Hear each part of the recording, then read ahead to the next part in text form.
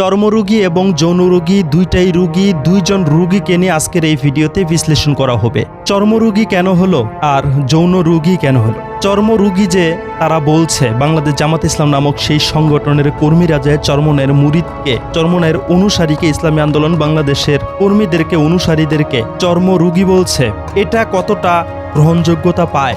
আর বাংলাদেশে জামাত ইসলাম নামক সেই সংগঠনের কর্মীদেরকে বিভিন্ন শ্রেণীর মানুষ যে তাদেরকে যৌন রোগী বলছে, তাদেরটা কতটা গ্রহণযোগ্যতা পায়? আজকের এই ভিডিওটাতে আমি আপনাদেরকে প্রমাণ সহকারে দেখাবো সত্যিকার অর্থে কারা রোগী আর কাদের উপরে তহমত দেওয়া হচ্ছে। প্রাণপ্রিয় ভাই বন্ধুরা, আপনারা তাকিয়ে দেখুন এই ভিডিও স্ক্রিনের মধ্যে আমি আপনাদের সামনে একটা ভিডিও নিয়ে হাজির হয়েছি। তাহলে আপনারা বুঝতে পারবেন এই ভিডিওটা দেখলে আসলে তাদেরকে যে যৌন রোগী বলা হয় সেটা কতটা ঠিক। আর চরমনের মুজাহিদ, চরমনের মুরিদ, ইসলামী আন্দোলন বাংলাদেশের অনুসারী কর্মীদেরকে চর্মরোগী বলা হয়, কোনটা কতটা ঠিক? আসুন আগে ভিডিওটি দেখি। জামায়াতে ইসলামীর নেতা মোহাম্মদ এনামুল হককে মক্তবে পড়ুয়া 10 বছর বয়সী এক কন্যা শিশুকে ধর্ষণ চেষ্টার অভিযোগে গ্রেফতার করেছে পাংলা থানা পুলিশ। 10 বছর বাচ্চা, যে বাচ্চাটা মুক্তবে পড়ে, সেই বাচ্চাটাকে চেষ্টা করেছে বাংলাদেশে জামাতে ইসলামেরই একজন দায়িত্বশীল একজন আমির। সেই অভিযোগে তাকে কিন্তু বর্তমান গ্রেপ্তার করেছে পুলিশ। তাহলে একবার চিন্তা ভাবনা করে দেখুন, একটা 10 বছরের শিশু বাচ্চা, মুক্তবে পড়ুয়া বাচ্চা, তাদের কাছ থেকে, তাদের হাত থেকে ছাড় পাচ্ছে না, তাকে কিন্তু পুলিশ গ্রেপ্তার করেছে। তাহলে এখানে কিন্তু একটু হলেও স্পষ্ট হচ্ছে তারা যৌন রোগী। তাদের যৌবন শুধু টলবল করে। কে ছোট, কে বড়, কে কোন শ্রেণীর মানুষ, এটা কিন্তু তাদের যায় আসে না, তারা মরিয়া হয়ে থাকে। তাহলে এখানে কিন্তু স্পষ্ট হয়ে যাচ্ছে তারা রোগী। সদর উপজেলার তুলাসার ইউনিয়নে এই ঘটনা ঘটে।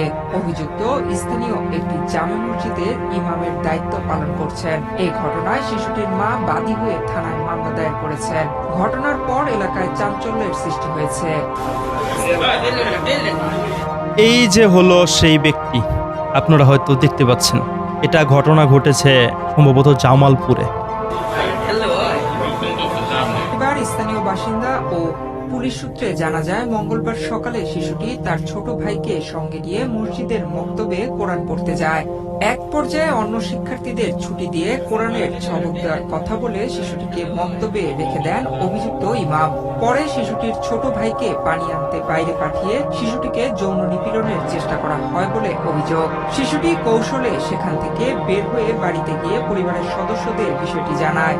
ভুক্তভোগী শিক্ষার্থী জানান, তার ভাইকে পানি আনতে পাঠিয়ে হুজুর ধর্ষণের চেষ্টা করেন।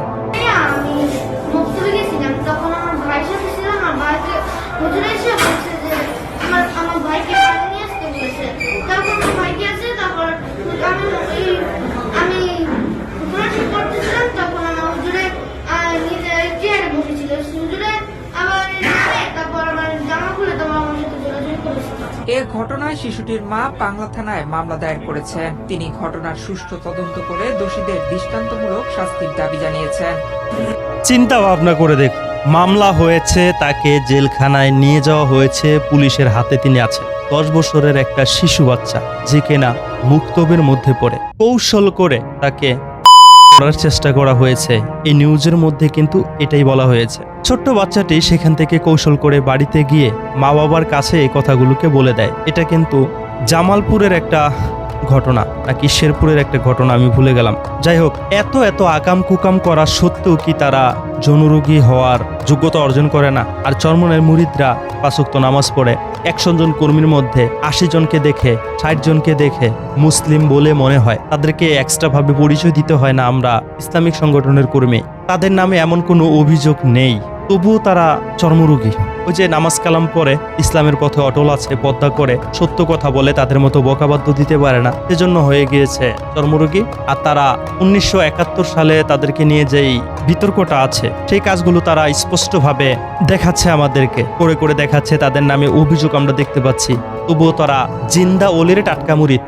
আচ্ছা, এই সমস্ত কাজগুলোকে দেখে তাদেরকে কি আমরা স্পষ্টভাবে বলতে পারি না যে তারা যৌনরোগী? আপনারা দেখাতে পারবেন? এই যে জুলাই মাসটা গেল, জুলাই মাসের এমন কোনো দিন আছে তারা এই কাজে লিপ্ত হয়নি?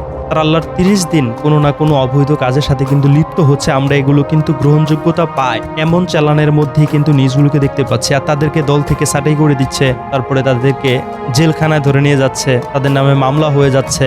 এগুলো যদি সত্য না হতো তাহলে অবশ্যই এগুলো মামলা হতো না, অবশ্যই এগুলোর মোকাবেলা তারা করতে পারতো। তারপরে যে তাদের এমপি সাহেব রেস্টুরেন্টে গিয়ে ধরা পড়ে, তারপরে বিধবা নারীকে আপনারা হয়তো সেই সমস্ত খবরগুলোকে দেখেছেন, বিয়ের প্রবঞ্চনা দিয়ে কি করেছে। আর এখানে তো দেখতেই পেলেন 10 বছরের একটা শিশু বাচ্চাকে কৌশল করে বাংলাদেশ জামাত ইসলাম নামক সেই সংগঠনের এক দায়িত্বশীল এক রুকন করার চেষ্টা করেছে, এমন একটা অভিযোগ এখানে উঠে এসেছে। এত কিছু করা সত্ত্বেও তারা যে এই যে পিপাসক, এই যে পঞ্চগড় ডিস্ট্রিক্টের হারিবাসা উপজেলার এক প্রবাসীর ঘরের মধ্যে গিয়ে তারা যে ধরা পড়লো, দুজনকে খুঁটির সাথে বেঁধে রাখলো, এই যে তাদের কাজ কারবার, এই যে এত এত কাজ কারবার আমরা দেখতে পাচ্ছি, এগুলো কাজের উপর ভিত্তি করে কি তাদেরকে আমরা রোগী বলে বলতে পারি না? অবশ্যই বলতে পারি। আর তারা যে চর্মরোগী বলছে, এটা আসলে কতটা যুক্তিসঙ্গ আমার বুঝে আসে। তাদের মতো আকাম কুকাম তো চর্মনের মুরিদরা ইসলামী আন্দোলন বাংলাদেশের অনুসারীরা করছে না। তারা কেন চর্মরোগী বলছে আমি এটা আপনাদের সামনে স্পষ্ট করি। কারণ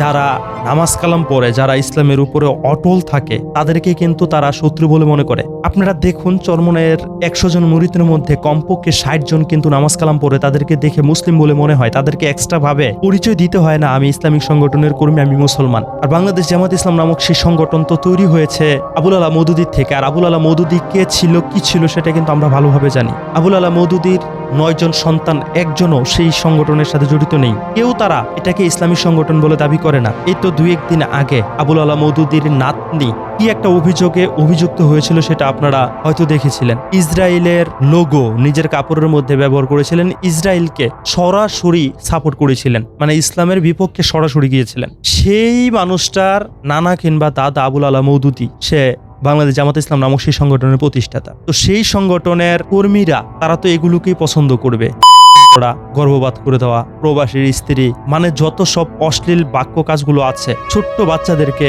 জোর করে করার চেষ্টা করবে। এই যে খবরটার মধ্যে আপনারা দেখেছেন, এটা শেরপুর কিংবা জামালপুরের একটা ঘটনা। 10 বছরের ছোট্ট শিশু বাচ্চা, তিনি মুক্তবে পড়েন মাত্র। তো তারা ইসলামী আন্দোলন বাংলাদেশকে নিজেদের শত্রু বলে মনে করবেই, কারণ ইসলামী আন্দোলন বাংলাদেশ কোরআন সুন্নাহর উপরে আছে।